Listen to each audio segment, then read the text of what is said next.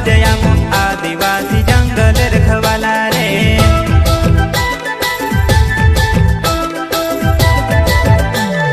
चल जंगल जमीन काज पूजे रे आदिवासी दुनिया ने रखवाला रे। बाप देव खतरी काज पूजे रे आदिवासी सबसे निराला रे।